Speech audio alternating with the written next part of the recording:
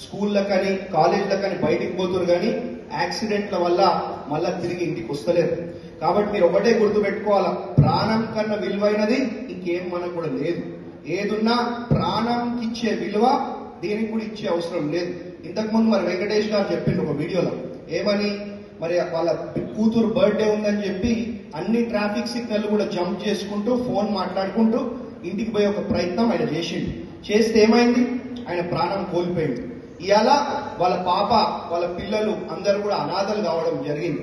కాబట్టి ఒక 10 నిమిషాలు ఆలస్యమైనా పర్వాలేదు, కానీ మనం క్షేమంగా ఇంటికి పోవడం ముఖ్యం అని చెప్పి మీ అందరు కూడా తెలియజేసుకుంటా ఉన్నాం.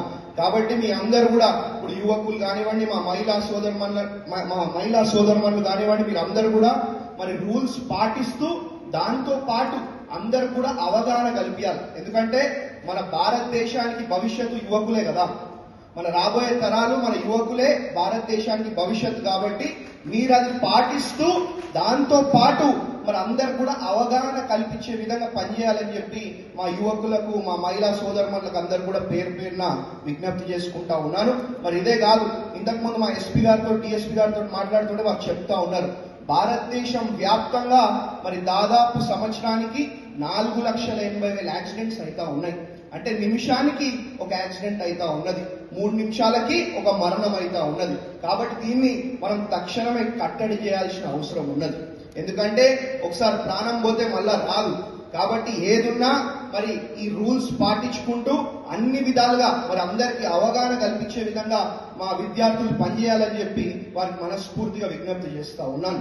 కాబట్టి ఇదే కాదు, మరి ఇంకా భవిష్యత్తులో మరి రెండు షీ టీమ్స్ ఏర్పాటు చేయడం జరిగింది. మరి మెదక్ నియోజకవర్గంలో ఒక భరోసా సెంటర్ కూడా మరి మా మహిళల కోసం ఏర్పాటు చేయడం జరిగింది.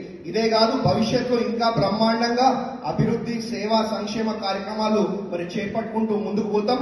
దానికి మీ యువకులు, విద్యార్థులు మీ అందరి సహాయ సహకారం కూడా కావాలని చెప్పి మరి ఇంకొకసారి మనస్ఫూర్తిగా కోరుకుంటూ ఈ అవకాశం ఇచ్చినందుకు వేదిక మీద ఉన్నటువంటి పెద్దలకు, మా ప్రింట్ అండ్ ఎలక్ట్రానిక్ మీడియా సోదరులకు, మా పూర్తి పోలీస్ డిపార్ట్మెంట్, ఎందుకంటే ఇవాళ ఈ arrive and alive programme police department చేపడుతుంది కాబట్టి వారికి పేరు పేరున ప్రత్యేకంగా మనస్ఫూర్తిగా ధన్యవాదాలు, అభినందనలు కూడా తెలియజేసుకుంటూ మరి ఎస్పీ గారి ఆధ్వర్యంలో ఏదైతే అరైవ్ అలైవ్ ప్రోగ్రామ్ చేస్తా ఉన్నారో ఇటువంటి కార్యక్రమాలు ఇంకా భవిష్యత్తులో ఎన్నెన్నో చేయాలని చెప్పి కూడా కోరుకుంటూ ఇంకొకసారి మీ అందరు కూడా పేరు పేరున మనస్ఫూర్తిగా హృదయపూర్వకంగా ధన్యవాదాలు తెలియజేసుకుంటూ ముగిస్తా ఉన్నాం. Thank you.